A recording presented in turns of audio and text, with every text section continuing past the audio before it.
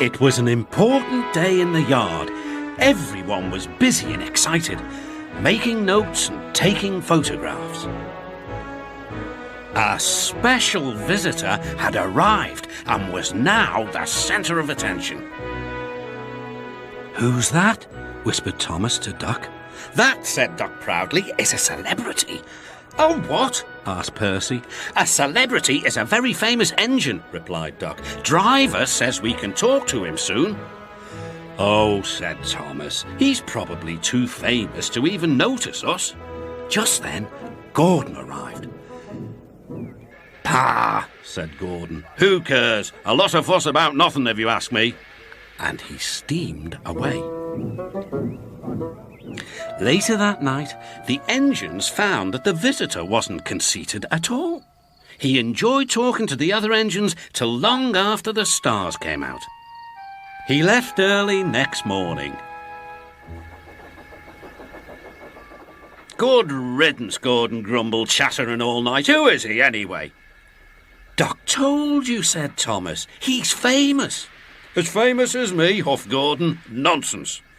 "He's famouser than you. He went 100 miles an hour before you were thought of." "So he says," snorted Gordon. "But I didn't like his looks. He's got no dome. Never trust Domeless Engines. They're not respectable. I never boast, but I'd say that 100 miles an hour would be easy for me." Duck took some trucks to Edward's station. "Hello," called Edward. "That famous engine came through this morning. He whistled to me. Wasn't he kind?" "He's the finest engine in the world," replied Duck. Then he told Edward what Gordon had said. "Take no notice," soothed Edward. "He's just jealous. Look, he's coming now." Gordon's wheels pounded the rails. "He did it, I'll do it. He did it, I'll do it." Gordon's train rocketed past and was gone. "He'll knock himself to bits," chuckled Duck.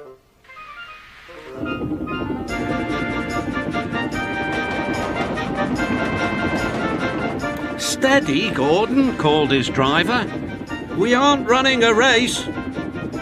"We are, then," said Gordon, but he said it to himself. Suddenly, Gordon began to feel a little strange. "The top of my boiler seems funny," he thought. "It feels as if something is loose. I'd better go slower." But it was too late. On the viaduct, they met the wind. It was a teasing wind which blew suddenly in hard puffs. Gordon thought it wanted to push him off the bridge. "No, you don't," he said firmly. But the wind had other ideas. It curled around his boiler, crept under his loose dome, and lifted it off and away into the valley below. Gordon was most uncomfortable. The cold wind was whistling through the hole where his dome should be, and he felt silly without it. At the big station, the trucks laughed at him. Gordon tried to whisk them away, but they crowded round no matter what he did. On the way back to the shed, Gordon wanted his driver to stop and fetch his dome. "We'll never find it now," said the driver. "You'll have to go to the works for a new one." Gordon was very cross.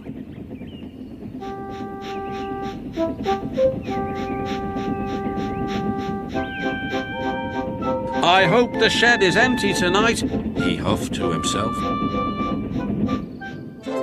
But all the engines were there waiting.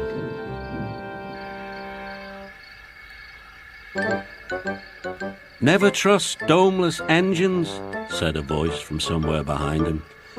"They aren't respectable."